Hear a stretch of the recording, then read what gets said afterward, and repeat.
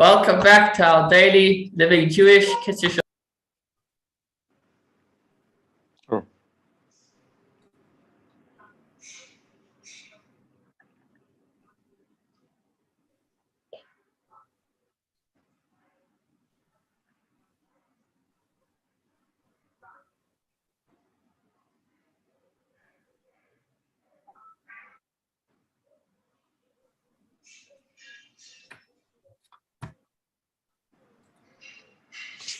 I have no idea what happened over there.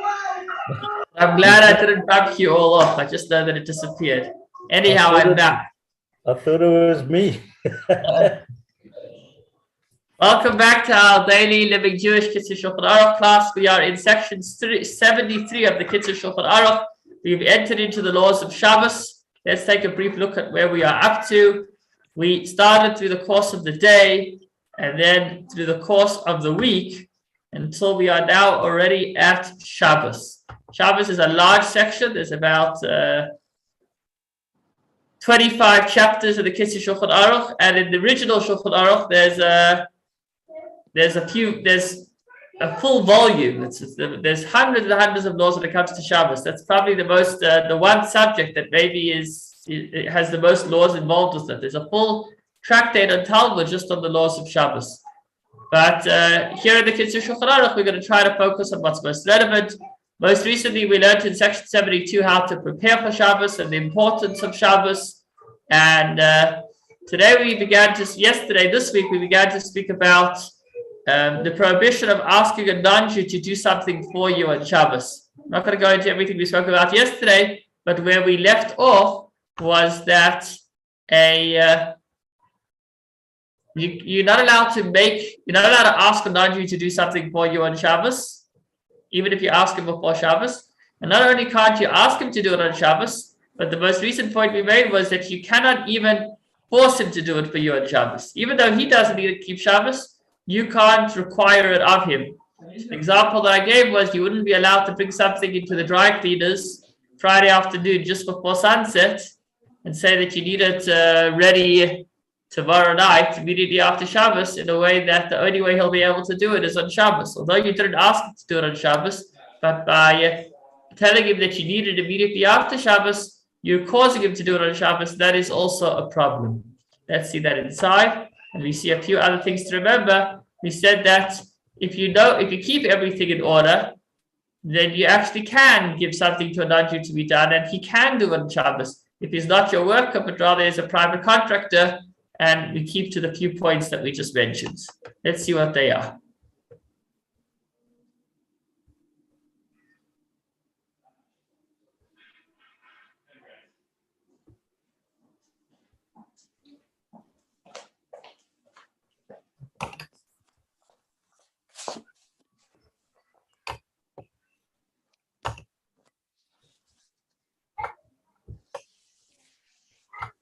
So it is permitted to stipulate with a non-Jew that he do the work on Shabbos. So the first thing was that, so we're going to go through the few points quickly. The first point was in halacha number 1, that the non-Jew needs to take the article from the house of the Jew before Shabbos commences.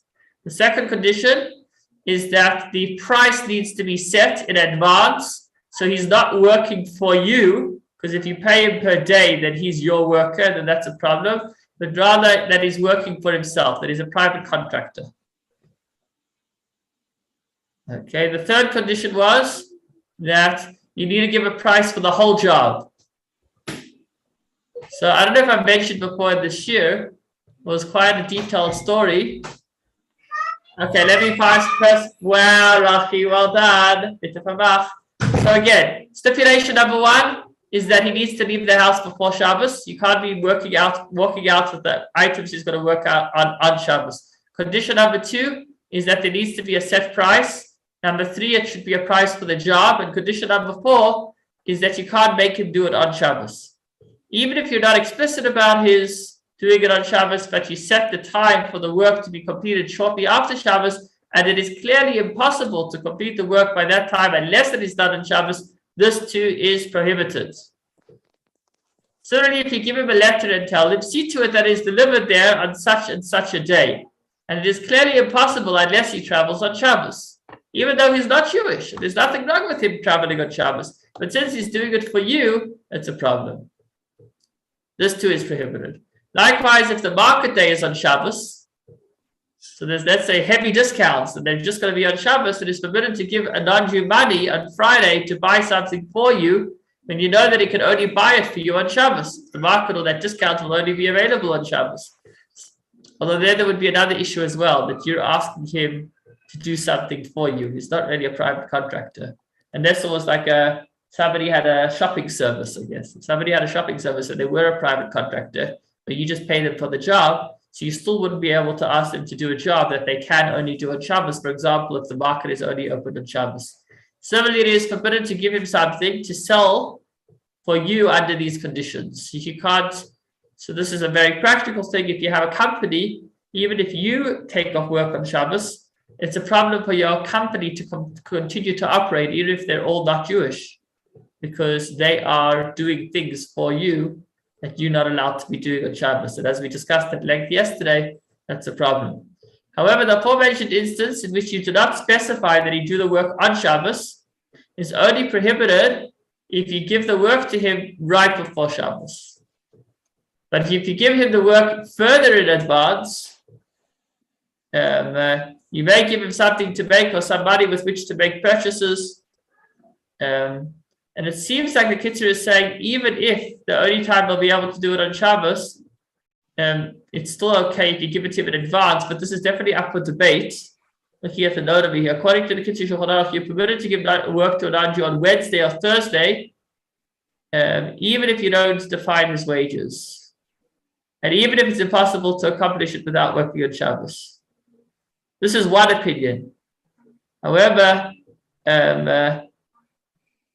there's another opinion that if it is impossible for him to do the job without working on Shabbos, then it's a problem to give it to him even in advance of Shabbos. If I've just made you confused, what we've said in simple terms is that everything we've said until now applies. Some say doesn't apply if you give it to him in advance. That's what the Kitzur says, but other authorities say that they do apply even if you give it to him in advance.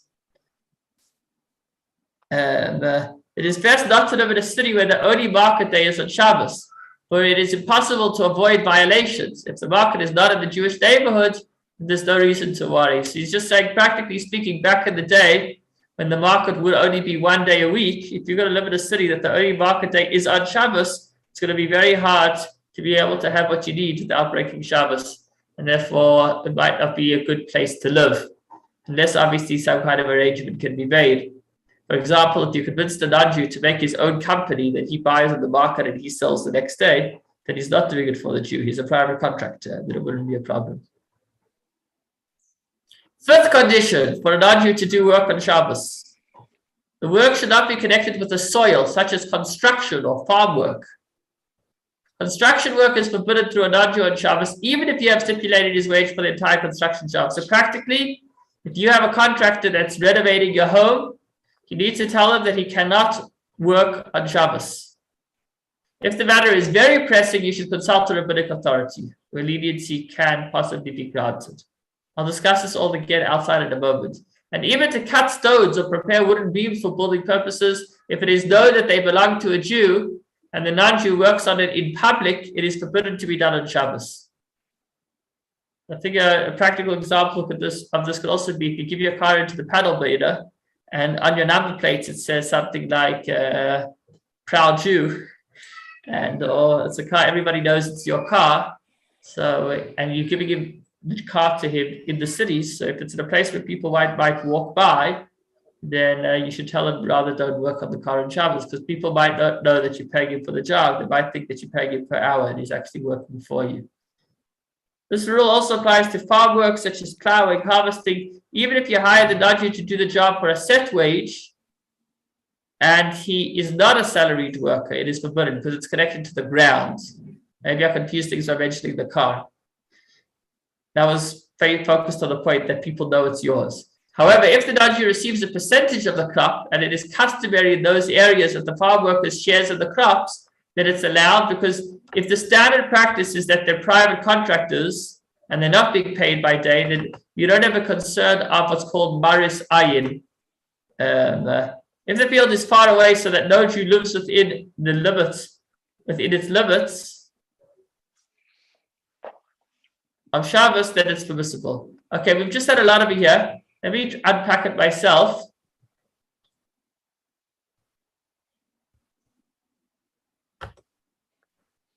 So what were the primary points? The first point is that he can't take the item from you on Shabbos. The second point is that there needs to be a set price. And the third point is that it needs to be a price for the job, not per hour. Fourth point is that you can't give him deadlines that will require him to work on Shabbos. Unless maybe if you give it to him in advance, but that's also a problem. The next point we made was that he can't work on Jewish property or on a house that's connected to the ground on the farm, unless it's in a place where all, a practical example of this could be a gardening service. If you have a gardening service and you pay them for the job, you pay them a fee to make sure they quote you, they walk around your garden and you say, this is what I need taken care of. And they say, okay, if you give us this amount of money over the 12 months or whatever it is, then we'll take care of your job, your garden. So if you're not paying them per hour, but you're rather paying them for the job, that would be fine. But the problem is that since they're a gardening service, they're working with your property. And somebody that's walking past and sees the guy outside your garden busy cutting the grass is going to think that you have actually broken Shabbos. You've asked a non-Jew to work for you on Shabbos. To have your own gardener that you're paying per day to come work for you on Shabbos is definitely a problem, because then it's a clear violation of the prohibition of asking a non-Jew to do work for you on Shabbos. But even if it's a private contractor, where in theory there should be no problem because he chooses when to come, he can come whatever day he wants, we have a concern of maris ayin. Since people that are walking past are going to think that you hired him to work for you on Shabbos, they're not going to know it's a gardening service. They might think that you pay them per hour, so therefore it's a problem. Unless you're in a place, or unless it's a type of job where everybody in that locale only does it on a contractual basis, as a contractor. Sorry, not contractual, as a contractor, and not as a hired worker. If you're in a place where everybody only does it in a way that it's as a contractor, then it's not a problem. One final thing is if you have property and there are no Jewish people that live in that city or in that area, so that means that no Jew will be able to get there on Shabbos without violating it, without having to travel outside of the city limits.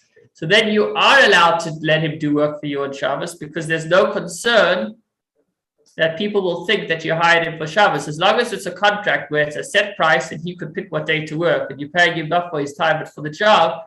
So if it is in a location where no Jew will be able to go there without violating Shabbos, then it's fine. I'm thinking a practical example. If you have a house, a holiday home in Plet, and then you meet up with a contractor and you ask him to, paint your house purple. So then that's a problem if he comes on Shabbos. You'll have to tell him not to do the work on Shabbos, even though you paid him for the job, because if he does show up on Shabbos, then there's some Yid living in Plet who's going to walk down the street and he knows it's your house. He might know it's your house, and then he's going to think that you actually are paying a painter per day, which would be a problem. If, however, you have a house not in Plet, but you have a house maybe on the Val, and there are no Jews that live there, although I guess that's also a problem because there are other Jews that also have their house on the Val. So if it's not a house, this is again a better example. If it's not a house, but rather it's a business, industrial zone, if you have a factory and it's an industrial zone where nobody lives there, so if it's outside of the city limits, which means no Jew will be able to make it there on Shabbos without breaking Shabbos, and you paid him for the job, not for his time, then that would be allowed. I hope I didn't confuse you too much, but these are all super practical halachas that probably many of us were completely unaware of. It's very important to be familiar with this concept. I know that every person over here is at a different stage in their personal Shabbos observance, and it's a work in progress.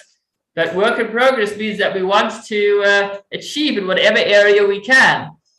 So that means, practically speaking, even if you're not yet ready to take a certain step in your Shabbos observance, that doesn't mean that you I'm sure you are ready to take other steps, and you do take other steps. So it's worth knowing that one is whatever we've discussed, that one shouldn't ask an Jew to do work for you on Shabbos unless it's in a permissible way, which would basically be if it's a contract and you pay him for the job, not for his time, with all the conditions that we met, that you're not forcing him to work on Shabbos and it's not on Jewish-owned property in a place where other Jews are around. So here's I don't have much time, but I'll share it in brief. Here's a personal story, which I've shared with some. I was on the way to Kruger National Park, and my car broke down. So I left the car there, and then we tried to get it repaired there. We couldn't get it repaired there until I decided that I'm actually going to bring the car back to Joburg. So I was planning on going myself. I was planning on taking my other vehicle and taking a car trailer, and putting the second vehicle on the car trailer and bringing it back, because otherwise it was going to be very expensive. Until my father gave me an idea that I could actually ask a driver to do that for me. Sure enough, I called up the driver. I said, "Look, I'll hire a trailer, and you could take my one vehicle and put the trailer on it and go pick up the other vehicle." He said, "No problem." So I said, "Will you go on Sunday?" He said, because he works during the week. He said, "No, he doesn't want to go on Sunday. He wants to go on Shabbos." I thought, no ways, how could that work? He's working for me on Shabbos. I wasn't paying him for the job. I was paying him for his time, because it was my car and I was going to hire the trailer, and I made a calculation that based on however many hours it'll take him to go and come back, that's what I'm paying him for. But I would pay for the petrol. He's doing my job. That's definitely a problem. Anyhow, after consulting with my rabbi, he came up with a formula that worked. We changed the arrangement, and instead of him being my driver, he now would be a private contractor, which has legal ramifications. So it meant that I told him, "Look, if you want to do it as my driver, where I'll just pay you for your time and all responsibility is on me, then that has to be on Sunday. That can't be on Shabbos. But if you want to be a private contractor where I'm now going to pay you for the job and you need to take care of everything and it's all your responsibility, then you could do it whatever day you'd like." So what about getting the trailer?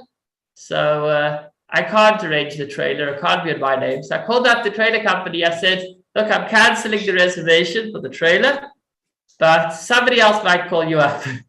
But that's his business. It's not mine.